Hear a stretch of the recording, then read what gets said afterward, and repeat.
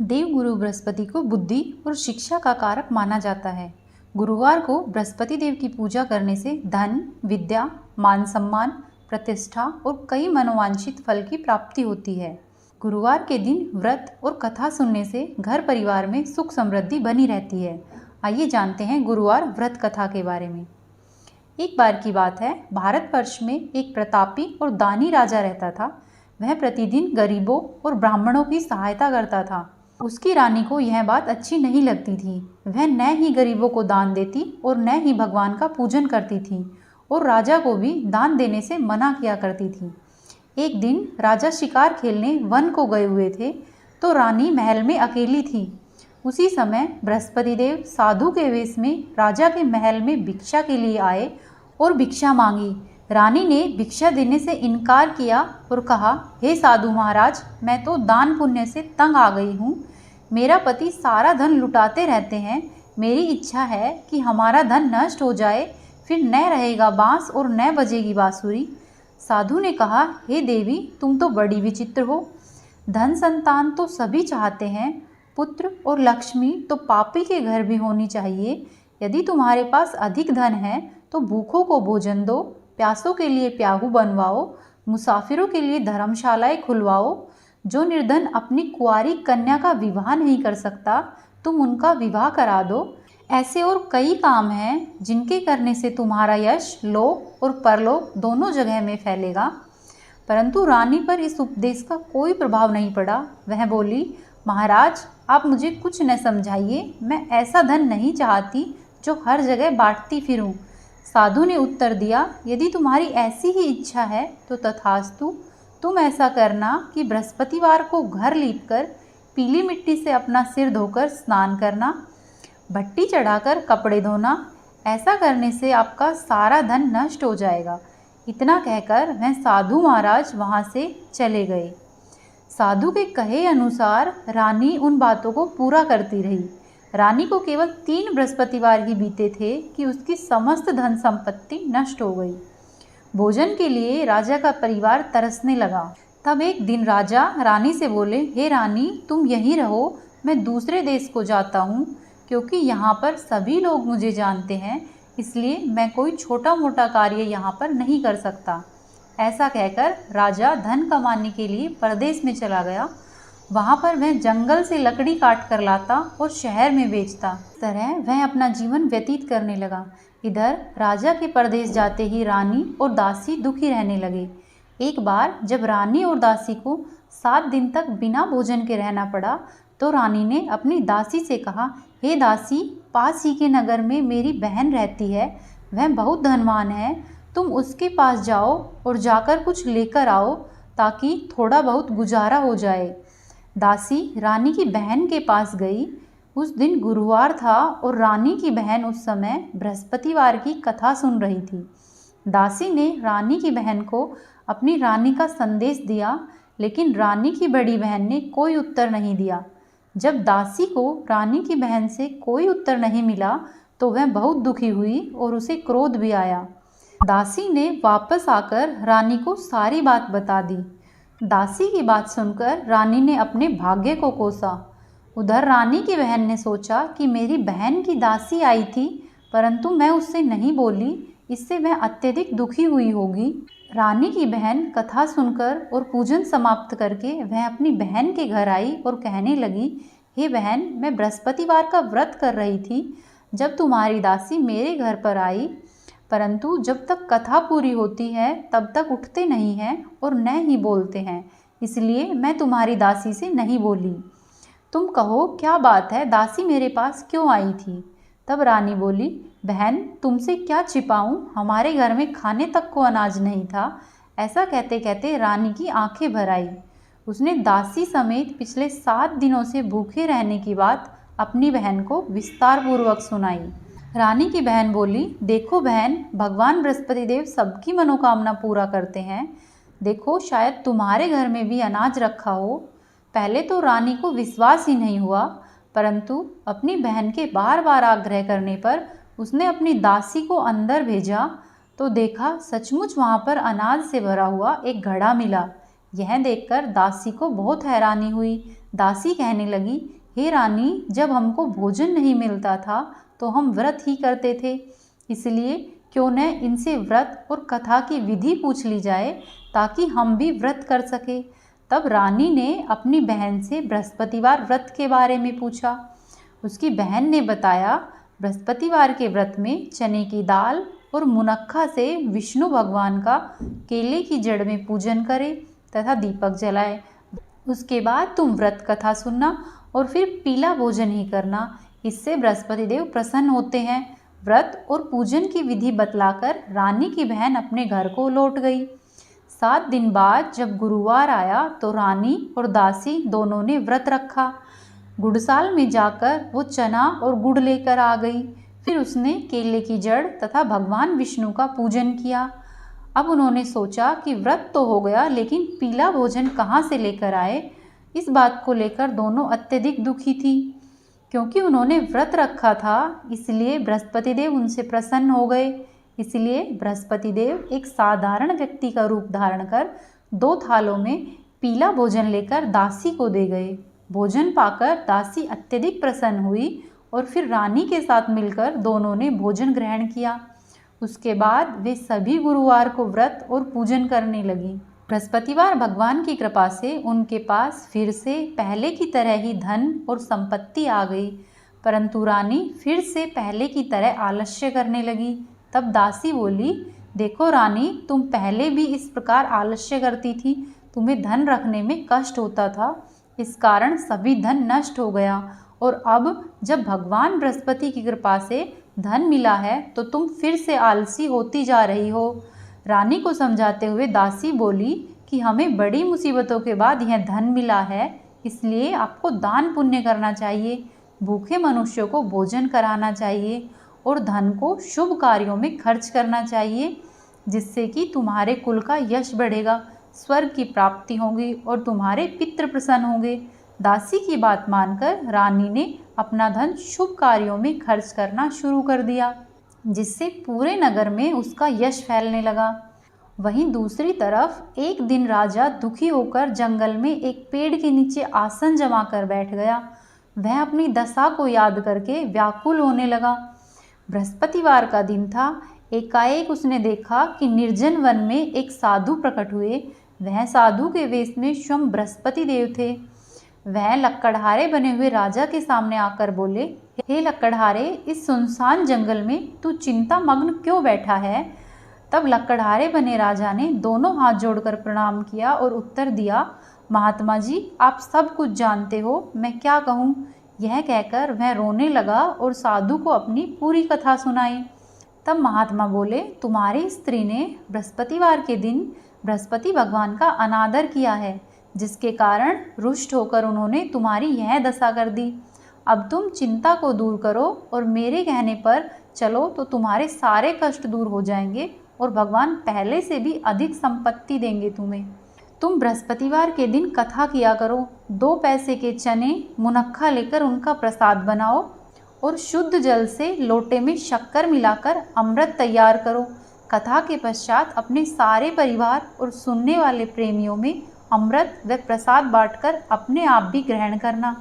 ऐसा करने से भगवान तुम्हारी सब मनोकामनाएं पूरी करेंगे। साधु के ऐसे वचन सुनकर लकड़हारा बोला, हे प्रभु, मुझे लकड़ी बेचकर इतना पैसा नहीं मिलता जिससे भोजन के उपरांत कुछ बचा सकूं। मैंने रात्रि में अपनी स्त्री को व्याकुलता में देखा है। मेरे पास कुछ भी नहीं है जिससे मैं उसकी खबर मंगा सकूं। साधु ने कहा, हे लकड़हारे, तुम किसी बात की चिंता मत करो। बृहस्पतिवार के दिन तुम रोजाना की तरह लकड़ियाँ लेकर शहर को जाओ। तुमको रोज से दुगना धन प्राप्त होगा, जिससे तुम भली भांति भोजन कर लोगे तथा बृहस्पति देव की पूजा का सामान भी आ जाएगा। इतना कहकर साधु वहाँ से अंतर्ध्यान हो गए। धीरे धीरे समय व्यतीत होने लगा और फिर बृहस्पतिवार का दिन आया। लकड़हारा जंगल से लकड़ी काटकर किसी शहर में बेचने गया। उसे उस दिन अन्य दिनों से अधिक पैसा मिला। फिर लकड़हारे बने राजा ने चना गुड़ लेकर गुरुवार का व्रत किया। उस दिन उसके सभी कलेश दूर हुए, परंतु जब दोबारा गुरुवार का दिन आया तो वह बृहस्पतिवार का व्रत करना भूल गया। इसी कारण बृहस्पति भगवान उससे नाराज हो गए। उस दिन उस नगर के राजा ने विशाल यज्ञ का आयोजन किया तथा शहर में यह घोषणा करवा दी कि कोई भी मनुष्य अपने घर में भोजन नहीं बनाएगा, न ही आग जलाएगा। समस्त जनता मेरे यहाँ पर भोजन करने के लिए आएगी। इस आज्ञा को जो नहीं मानेगा उसे फांसी की सजा दी जाएगी। इस तरह की घोषणा संपूर्ण नगर में करवा दी गई। राजा की आज्ञा के अनुसार शहर के सभी लोग भोजन करने गए, लेकिन लक्कड़हारा कुछ देर से पहुंचा, इसलिए राजा उसको अपने साथ अपने घर ले गए और अपने घर पर ले जाकर उसको भोजन करा रहे थे। तभी रानी की दृष्टि उस खूंटी पर पड़ी जिस पर रानी का हार लटका हुआ था। रानी को खूंटी पर अपना हार दिखाई नहीं दिया, जिससे रानी को बहुत आश्चर्य हुआ और उसने सोचा कि इस मनुष्य ने ही मेरा हार चुरा लिया है। तब रानी ने उसी समय सिपाहियों को बुलाकर उसको कारागार में डलवा दिया। जब लक्कड़हारा कारागाह में था तब वह बहुत दुखी होकर विचार करने लगा कि ना जाने कौन से पूर्व जन्मों के कर्म से मुझे यह दुख प्राप्त हुआ है। तब उसी समय वह साधु को याद करने लगा जो उसे जंगल में मिला था। उसी समय तत्काल बृहस्पति देव साधु के रूप में प्रकट हुए और उसकी दशा को देखकर कहने लगे, अरे मूर्ख, तूने बृहस्पति देव की कथा नहीं करी, जिस कारण से तुम्हें यह दुख प्राप्त हुआ है। अब चिंता मत करो, बृहस्पतिवार के दिन कारागार के द्वार पर तुम्हें 4 पैसे पड़े मिलेंगे। तुम उन पैसों से गुड़ चने मंगाकर बृहस्पति देव की पूजा करना, जिससे तुम्हारे सभी कष्ट दूर हो जाएंगे। इसके बाद साधु वहाँ से अंतर्ध्यान हो गए। फिर बृहस्पतिवार का दिन आया और बृहस्पतिवार के दिन उसे 4 पैसे मिले। लक्कड़हारे ने कथा कही और उसी रात्रि को बृहस्पति देव ने उस नगर के राजा को स्वप्न में कहा, हे राजा, तूने जिस आदमी को कारागार में बंद किया है वह निर्दोष है, वह राजा है, उसे छोड़ देना। रानी का हार उसी खूंटी पर लटका है। अगर तू ऐसा नहीं करेगा तो मैं तेरा धन, पुत्र, राज्य आदि सभी नष्ट कर दूंगा। इस तरह रात्रि को स्वप्न देखने के बाद राजा ने प्रातःकाल उठकर खूंटी पर हार को देखा तथा फिर उसने कारागार से लक्कड़हारे को बुलाया और क्षमा मांगी तथा लक्कड़हारे को योग्य सुंदर वस्त्र आभूषण देकर विदा किया। बृहस्पति देव की आज्ञा के अनुसार लक्कड़हारा अपने नगर को चल दिया। जब लक्कड़हारा बना हुआ राजा अपने नगर के निकट पहुंचा तो उसे बहुत ही आश्चर्य हुआ। नगर में पहले से भी अधिक बाग, तालाब, कुएं तथा बहुत सी धर्मशालाएं और मंदिर बनवाए गए थे। राजा ने पूछा, यह किसका बाग और धर्मशाला है?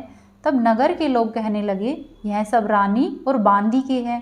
तो राजा को बहुत आश्चर्य हुआ और राजा को गुस्सा भी आया।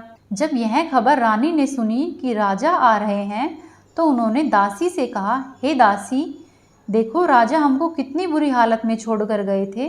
हमारी ऐसी हालत देखकर वह कहीं लौट नहीं जाए, इसलिए तू जाकर दरवाजे पर खड़ी हो जा। आज्ञा के अनुसार दासी दरवाजे पर खड़ी हो गई। जब राजा आए तो उन्हें अपने साथ लिवाकर अंदर ले आई। राजा ने क्रोध करके अपनी रानी से पूछा कि यह धन तुम्हें कैसे प्राप्त हुआ है? तब रानी ने कहा, हमें यह सब धन बृहस्पति देव के व्रत करने से मिला है। तब राजा ने निश्चय कर लिया कि 7 रोज बाद तो बृहस्पति देव का सभी पूजन करते हैं, परंतु मैं प्रतिदिन 3 बार कहानी तथा रोज व्रत किया करूँगा। इस समय राजा के दुपट्टे में चने की दाल बंधी रहती तथा दिन में 3 बार कहानी कहता। एक दिन राजा ने विचार किया कि चलो चलकर अपनी बहन से मिलकर आता हूँ। इस तरह वह निश्चय कर अपने घोड़े पर सवार होकर अपनी बहन के घर चलने लगा। मार्ग में उसने देखा कि कुछ आदमी एक मुर्दे को लेकर जा रहे हैं। राजा ने उनको रोककर कहा कि सुनो भाइयों, तुम मेरी बृहस्पति देव की कथा सुन लो। तब वे बोले, हमारा तो आदमी मर गया है और इसको अपनी कथा की पड़ी है। परंतु कुछ आदमी बोले, अच्छा कहो, हम तुम्हारी कथा भी सुनेंगे। तब राजा ने दाल निकाली और जब कथा आधी हुई थी कि मुर्दा हिलने लग गया और जब कथा समाप्त हो गई तो मुर्दा राम राम कहते हुए उठकर खड़ा हो गया। फिर वह कथा कहकर आगे चलने लगा और आगे मार्ग में उसे एक किसान खेत में हल जोतता हुआ मिला। राजा ने उसे कहा, देखो भाई, तुम मेरी बृहस्पतिवार की कथा सुन लो। किसान बोला, जब तक मैं तुम्हारी कथा सुनूंगा तब तक मैं 4 हरइये जोत लूँगा। जाकर अपनी कथा किसी और को सुनाना। इस तरह से राजा आगे चलने लगा। राजा के हटते ही बैल पछाड़ खाकर गिर गए तथा किसान के पेट में बड़ी जोर का दर्द होने लगा। उसी समय किसान की माँ रोटी लेकर आई और उसने जब यह देखा तो अपने पुत्र से सब हाल पूछा और किसान ने सभी हाल अपनी माँ को बता दिया। तब बुढ़िया माई दौड़ी दौड़ी घुड़सवार के पास गई और बोली कि मैं तुम्हारी कथा सुनूंगी, तू अपनी कथा मेरे खेत पर चलकर कहना। तब राजा बुढ़िया के खेत पर जाकर कथा कहने लगा, जिसके सुनते ही वह बैल उठकर खड़े हो गए तथा किसान का पेट दर्द भी बंद हो गया।